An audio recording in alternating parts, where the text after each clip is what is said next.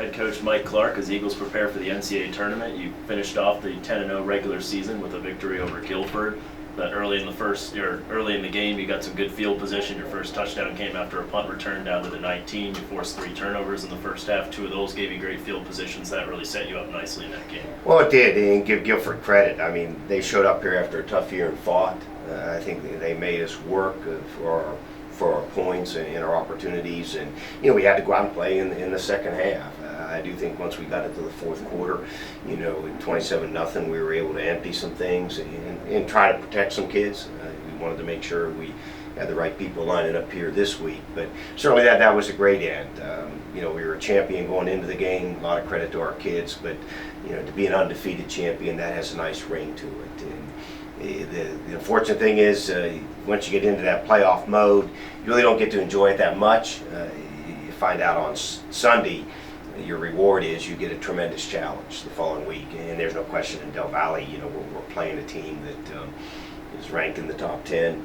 Its only loss was that 4 overtime loss to Wesley. I'm well aware of the caliber team and athlete that Wesley has, and certainly, we're going to have to bring a game at every phase to compete and win on Saturday. I'm grateful we got the home game. I think it's a great opportunity for our players and our fans, and really kind of the college and the community to remind them of something that a couple generations ago was big around here, and I'd like to make it big again. Yeah, so you drew Delaware Valley in the first round here at Jobson Field. That's a team I've seen a lot of at the conference I came from. They were in, so I get to see them every year. It's always a team with a lot of speed and athleticism, and it looks like the same this year, even on the lines. Very fast, very athletic. So, sort of what can we do to counter that this year? They run very well, and there's not a lot of people out there that have better defense statistics than our defense. They do. When you really look at their numbers, it's impressive. They're overcoming people to under 200 yards a game, 45 yards rushing, and 10 points a game. I think it's one of those games you're going to have to work to earn points. They're much like us. They have a senior at the quarterback position. Similar numbers, that 25 touchdown, 4 interception ratio he has, and they're winning for a reason. I think they're built along defense. They're built about speed, and really, I think it's I guess what you should expect going into a playoff game. I thought, as I mentioned before, I'm grateful for the home game. Boy, this is a tough bracket now. They put some teams that have some dudes on it that we're going to have to really go out and play, but we're there for a reason too, and that's what I told our kids. When you get to this time in the season, it ain't about dodging people. You got to take who they send, and I'm looking forward to a big challenge on Saturday here. We've gotten to talk about a lot of good things this year as you get to this higher level now. Are there some areas you're trying to get a little better in, maybe specific places that you really need to step up your game to? Well, I think you have to. I think anytime you deal with speed, defensive speed on the line of scrimmage, I mean, that's always going to be a challenge. I think they have a front 3 that says, hey, our front 3 can beat 5. Now we got you outnumbered with fast people everywhere else. And certainly as you study them defensively, they're impressive on what they do. I do think what we have to try to do is sometimes when you get to this stage in the game, we don't have a big film exchange on them. It's not like Guilford or Randolph-Macon where we're going back and drawing data from 10 games.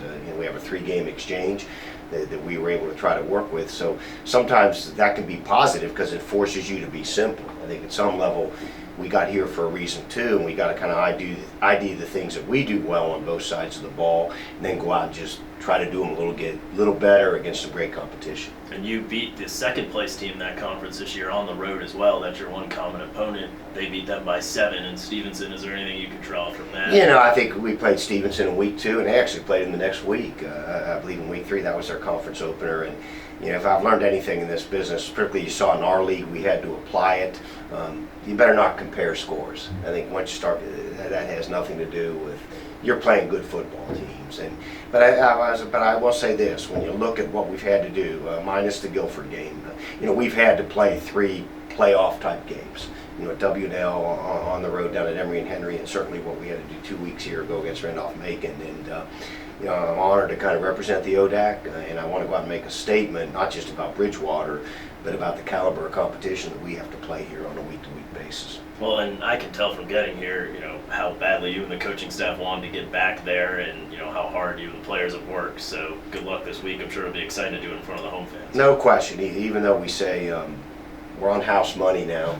At one time when we got our first opportunity in 2000, I remember telling the kids, telling our coaches, telling my wife, if I make the playoffs, every game's going to be a bowl game. And that's how we're trying to approach it. But by the same token, I hate to say it, winning's one of the great addictive drugs. And you kind of get, if I just have one more, I'll be satisfied. I know that's not the case, but that's kind of how I feel right now. But I look forward to the challenge. And there's something neat about having to line up to put a team on the field that you study on Sunday and Monday, and knowing my only chance to beat them is if I bring my A game in every phase. That's a great challenge, but it's also a great opportunity, and if we pull it off, it'll be something we can take great satisfaction in.